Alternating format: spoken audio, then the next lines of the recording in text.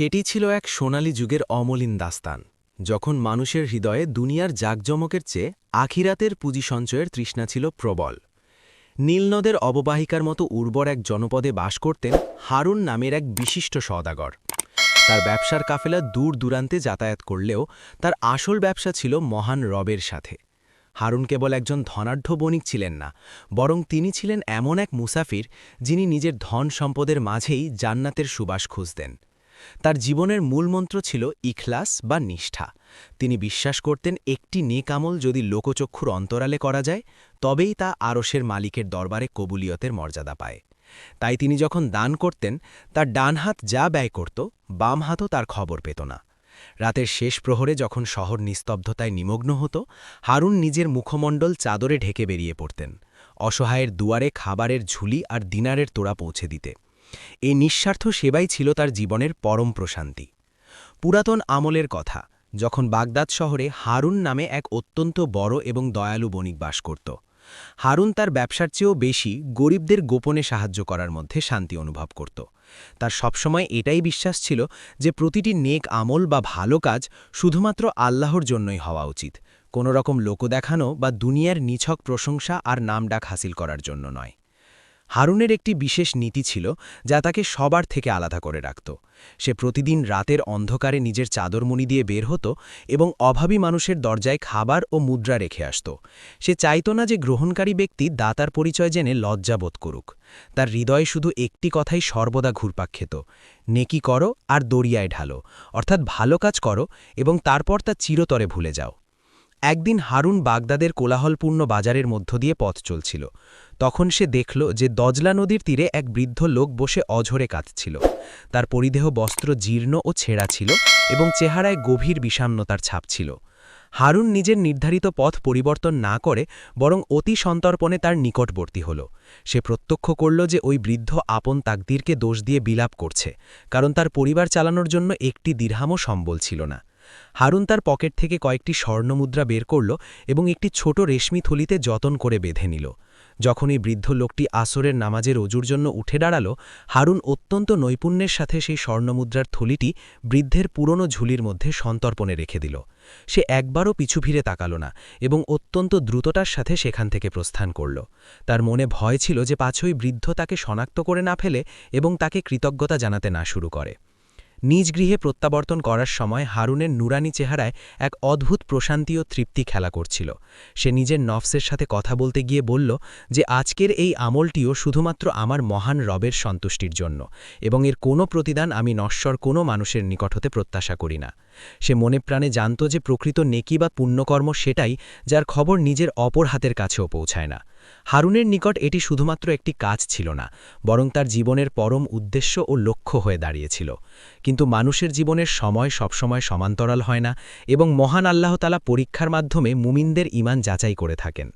বাগদাদে হঠাৎ হাড় কাঁপানো শীতের প্রবল ঢেউ আছড়ে পড়ল এবং বাণিজ্যিক বাজারে এক বিশাল মন্দা ও ধস দেখা দিল। হারুনের জাহাজগুলো যা সমুদ্রপথে মূল্যবান বাণিজ্য সম্ভার নিয়ে আসছিল, সেগুলো একটি প্রলয়ঙ্করী সামুদ্রিক ঝড়ের কবলে নিপতিত হল। সে দুঃসংবাদ পেল যে তার অর্জিত সমস্ত দামি মালামাল দরিয়ার উত্তাল ঢেউয়ের গর্ভে বিলীন হয়ে গেছে, যা তাকে মানসিকভাবে বিচলিত ও ব্যথিত করে তুলল। এই সংবাদ শ্রবণ করা মাত্রই হারুনের সাজানো পৃথিবী ওলটপালট হয়ে গেল, কারণ সে তার জীবনের সমস্ত পুঁজি ও সঞ্চয় ওই ব্যবসায় বিনিয়োগ করে রেখেছিল। যে লোকগুলো গতকাল পর্যন্ত তার গৃহের দুয়ারে দোয়া আর সাহায্যের আশায় ভিড় জমাত, এখন তারা তাকে নিঃস্ব দেখে সুকৌশলে এড়িয়ে চলতে লাগল। হারুন তার পার্থিব সব কিছু হারিয়ে ফেলল, কিন্তু তার বক্ষপিঞ্জরে একটি কথা তখনও সজীব ও জ্যান্ত ছিল, তা হল মহান আল্লাহর কুদরতের ওপর তার অবিচল ও দৃঢ় ভরসা। দিন অতিবাহিত হতে লাগল এবং হারুনার শারীরিক ও আর্থিক অবস্থা দিন দিন অবনতির দিকে ধাবিত হল। এমনকি একসময় তার ঘরে আহারের তীব্র সংকট দেখা দিল। যে দাপুটে বণিক যে গতকাল পর্যন্ত হাজার হাজার ক্ষুধার্ত মানুষকে তৃপ্তি সহকারে খাওয়াত, আজ সে নিজে এক লোকমা রুটির জন্য অপরের মুখাপেক্ষী হবার উপক্রম হল। সে সংকল্প করল যে সে এই চেনা শহর ছেড়ে কোথাও দূর অজানায় পাড়ি দেবে, যাতে কোনো পরিচিত মানুষ তাকে এই লাঞ্ছিত অবস্থায় দেখতে না পায়। সে তার দারিদ্র্যের যন্ত্রণার চেয়েও মানুষের করুণা ও বিদ্রুপাত্মক দৃষ্টিকে বেশি ভয় পেত। এক বিষণ্ণ সন্ধ্যায় হারুন সেই দজলা নদীর তীরে গিয়ে উপস্থিত হল, যেখানে সে বহু আগে ওই অসহায় বৃদ্ধ লোকটিকে সাহায্য করেছিল। দরিয়ার ঢেউগুলো খুব দ্রুত বেগে কুলকুল শব্দ করে বয়ে চলেছিল এবং পুরো জনপদে এক রহস্যময় নিস্তব্ধতা বিরাজ করছিল। হারুন অতীতের সেই শুভ্র স্মৃতিগুলো রোমন্থন করতে লাগল এবং ভাবতে লাগল যে সত্যিই কি সৎকাজের প্রতিদান পৃথিবীতে পাওয়া সম্ভব। সে অত্যন্ত আকুল হয়ে হৃদয়ের গভীর থেকে দোয়া করল, হে আমার খালেক ও মালিক, আমি যা কিছু নেক কাজ করেছি তা একমাত্র তোমারই সন্তুষ্টির তরে করেছি। আজ এই বিপদে তুমিই আমার একমাত্র সহায় হও। হঠাৎ সে অদূরে একটি প্রাচীন কুঁড়েঘর থেকে ক্ষীণ আলোর আভা দেখতে পেল এবং সেখান থেকে কোনো একজনের অস্পষ্ট কণ্ঠস্বর শুনতে পেল। একজন ব্যক্তি সেখানে নির্জনে বসেছিল যে দরিয়ার ঢেউয়ের মধ্য থেকে কিছু একটা উদ্ধারের আপ্রাণ চেষ্টা করছিল। হারুন কৌতূহলী হয়ে নিকটবর্তী হল এবং যা দেখল তাতে সে বিস্ময় হতবাক হয়ে গেল। এ তো সেই অতি পরিচিত বৃদ্ধ লোকটি যাকে হারুন একদা স্বর্ণমুদ্রা দিয়ে সাহায্য করেছিল, কিন্তু আজ ওই বৃদ্ধ লোকটিকে অত্যন্ত আনন্দিত ও উৎফুল্ল দেখা যাচ্ছিল। বৃদ্ধ লোকটি হারুনকে চিনতে পারল না, কারণ অভাব ও বার্ধক্যে হারুনের অবয়ব বদলে গিয়েছিল। কিন্তু তাকে দেখামাত্রই বৃদ্ধ স্মিত হাসল এবং সমাদর করে নিজের কাছে ডেকে নিল। সে বলল যে আজ এই নদী আমাকে এমন এক মহামূল্যবান বস্তু উপহার দিয়েছে যা আমার বাকি জীবন পুরোপুরি বদলে দিতে পারে। হারুন যখন সেই বৃদ্ধের হাতে থাকা মাছের পেটের দিকে দৃষ্টিপাত করল, তখন সে কিছু একটা ঝিলমিল করতে দেখল। বৃদ্ধ লোকটি অত্যন্ত বিস্ময় ও পরম যত্নের সাথে মাছের পেট থেকে একটি চমৎকার সোনালী আংটি বের করল, যার উপরিভাগে হারুনের নাম অত্যন্ত স্পষ্টভাবে আরবি হরফে খোদাই করা ছিল। এটি সেই আংটিই ছিল যা কয়েক মাস পূর্বে ভয়াবহ ঝড়ে ডুবে যাওয়া মালবাহী জাহাজের সাথে দরিয়ার গভীর অতলে কোথাও হারিয়ে গিয়েছিল।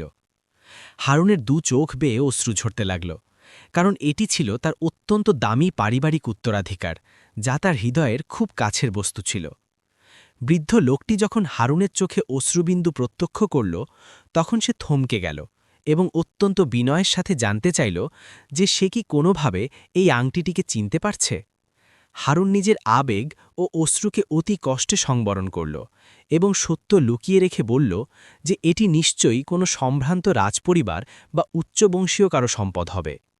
সে কোনোভাবেই চাইল না যে বৃদ্ধ জানতে পারুক যে এটি তারই হারানো আংটি, কারণ সে তার অতীতে সেই নেক আমল বা গোপন দানকে নষ্ট করে প্রকাশ করতে চাইল না।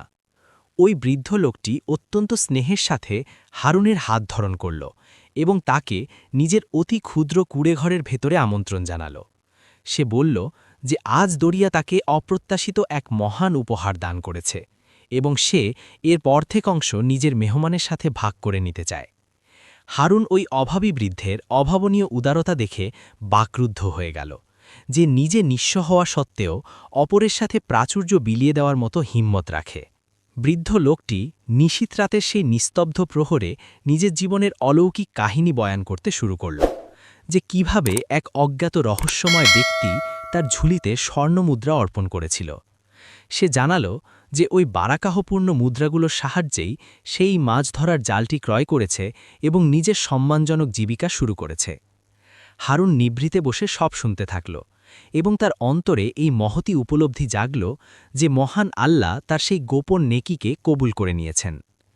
পরদিন প্রভাতে যখন সূর্যের প্রথম রক্তিমাভা দরিয়ার বুক চিরে প্রতিফলিত হল, তখন তীরের নিকটবর্তী বালুচরে আরও কিছু উজ্জ্বল বস্তু নজরে আসতে শুরু করল। হারুন ও বৃদ্ধ দুজনে মিলে তীরে গিয়ে দেখল সেখানে কাঠের তৈরি বেশ কিছু সিন্দুক জলমগ্ন হয়ে পড়ে আছে, যা আসলে হারুনের সেই ডিবে যাওয়া জাহাজের মালের অংশ ছিল। এটি দেখার পর হারুনের মনে দৃঢ় বিশ্বাস জন্মে গেল যে আল্লাহ সুবহানাহু ওয়া তাআলা কারোরই নেক আমল কখনো বিফলে যেতে দেন না। দরিয়ার প্রবল ঢেউ ওই সিন্দুকগুলোকে অলৌকিকভাবে তীরে এনে পৌঁছে দিয়েছিল, যেগুলোর ভেতরে অত্যন্ত দামি রেশম ও মণিমুক্তা ঠাসা ছিল। বৃদ্ধ লোকটি এই বিশাল ধনভাণ্ডার দেখে অত্যন্ত ভীত ও শঙ্কিত হয়ে পড়ল এবং বিলাপ করে বলতে লাগল যে এই সম্পদ তো আমাদের নয়, আমাদের নৈতিক দায়িত্ব হল এটি এর প্রকৃত মালিকের নিকট পৌঁছে দেওয়া। হারুন ওই বৃদ্ধে অসাধারণ সততা ও তাকওয়ার ভূয়সী প্রশংসা করল এবং মনে মনে স্থির করল যে সে এখন তার আসল পরিচয়টি অতি সন্তর্পণে প্রকাশ করবে। ঠিক সেই মুহূর্তে সেখান দিয়ে বাগদাদের কোতোয়ালের কতিপয় সিপাহী টহল দিয়ে যাচ্ছিল, যারা দরিয়ার তীরে এত বিপুল মালামাল সহ দুজন আগন্তুককে লক্ষ্য করল। সিপাহীদের মনে ঘোর সন্দেহ দানা বাঁধল যে সম্ভবত এই দুই ব্যক্তি কারো সম্পদ হরণ করেছে অথবা এরা আসলে কুখ্যাত ডাকাত দলের সদস্য।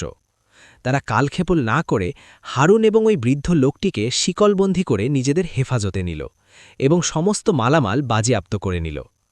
হারুন অনেক প্রকারে বোঝানোর আপ্রাণ চেষ্টা করল যে সে আসলে বাগদাদে সেই সুপরিচিত বণিক হারুন, কিন্তু তার বর্তমান শীর্ণ ও জীর্ণ দশা দেখে উপস্থিত কেউই তার কথায় কর্ণপাত করল না কিংবা বিশ্বাস করল না। সিপাহীরা তাকে কর্কশভাবে ধাক্কা দিল এবং তুচ্ছতাচ্ছিল্য করে বলল যে এক সামান্য পথের ভিখারি কিভাবে এত বড় মর্যাদাবান বণিক হওয়ার দাবি করতে পারে। বৃদ্ধ লোকটিও অজানা আশঙ্কায় থরথর করে কাঁপছিল, কারণ সে তার জীবনে কখনো বিচারালয় বা আদালতের ছায়া পর্যন্ত স্পর্শ করেনি।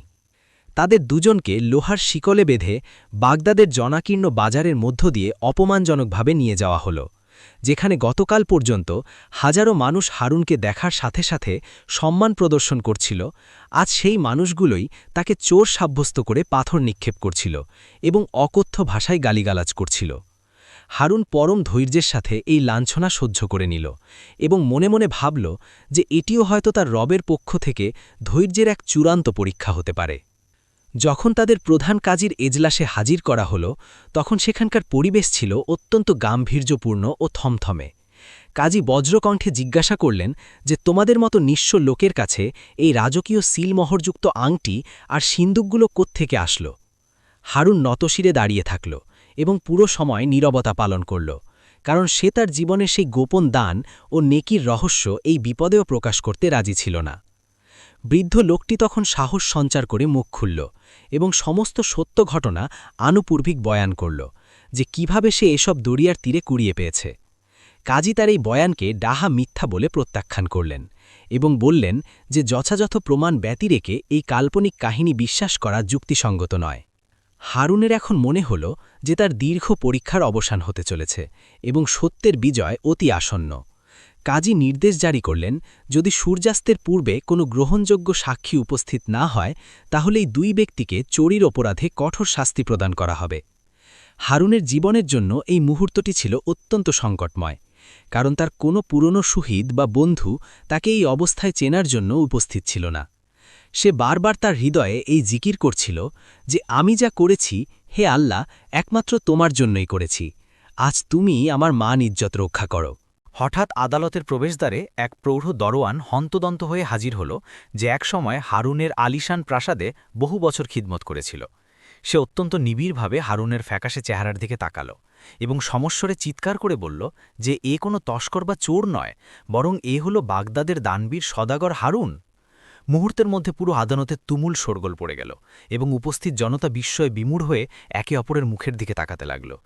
সেই দরোয়ান কাজীকে অবহিত করল যে হারুনের হাতের কবজিতে এক বিশেষ জন্মগত চিহ্ন বিদ্যমান, যা শৈশব থেকেই তার পরিচয়ের অংশ। যখন হারুনের হাত পরীক্ষা করা হলো, তখন সাক্ষীর বক্তব্যের সত্যতা প্রমাণিত হল এবং প্রধান কাজীর কর্কশ আচরণ তৎক্ষণাৎ পরিবর্তিত হয়ে গেল।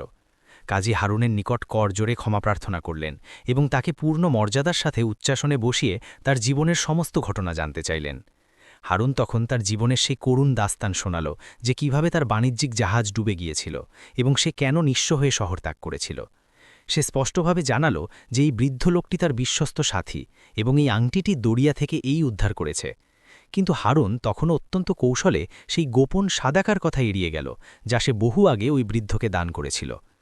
কাজী রায় প্রদান করলেন যে নদী থেকে উদ্ধারকৃত সমস্ত মালামাল যেন হারুনকেই বুঝিয়ে দেওয়া হয়, কারণ আইনত সেই এগুলোর মালিক। হারুন এই বিশাল সম্পদ গ্রহণ করতে সবিনয়ে অস্বীকার করল এবং জানাল যে এগুলো এখন এই বৃদ্ধেরই প্রাপ্য, কারণ নদী একেই দান করেছে। বৃদ্ধ লোকটি হারুনের এই নিঃস্বার্থ ত্যাগ দেখে আবেগাপ্লুত হয়ে ফুপিয়ে কাঁদতে শুরু করল। ঠিক সেই মুহূর্তে আদালতে আরও একজন ব্যক্তি প্রবেশ করল, যে ছিল বাগদাদের শ্রেষ্ঠ জহুরি, এবং সেই ওই রহস্যময় আংটিটি হাতে নিয়ে পরীক্ষা করতে লাগল। সে বিজ্ঞের মতো বলল যে এই আংটিটি মোটেও সাধারণ কোনো অলঙ্কার নয়, বরং এর কাঠামোর ভেতরে একটি গোপন প্রকোষ্ঠ আছে, যেখানে কোনো গুরুত্বপূর্ণ বিষয় নিহিত আছে। হারুন নিজেও এই রহস্য সম্পর্কে সম্পূর্ণ বেখবর ছিল, কারণ সে আংটিটিকে কখনও এতটা নিপুণভাবে পর্যবেক্ষণ করার সুযোগ পায়নি। জহুরি যখন আংটির একটি সূক্ষ্ম বাটন চাপ দিল, তখন তার ভেতর থেকে একটি ক্ষুদ্র প্রাচীন পার্চমেন্ট বা কাগজের টুকরো বেরিয়ে আসলো, যাতে কিছু অঙ্কিত ছিল। তাতে হারুনের মরহুম পিতার একটি চূড়ান্ত ওসিয়তনামা লিপিবদ্ধ ছিল, যেখানে বলা ছিল বিপদের চরম মুহূর্তে দরিয়ার তীরে এক বিশেষ শিলাখণ্ডের নিচে গুপ্তধন লুকায়িত আছে।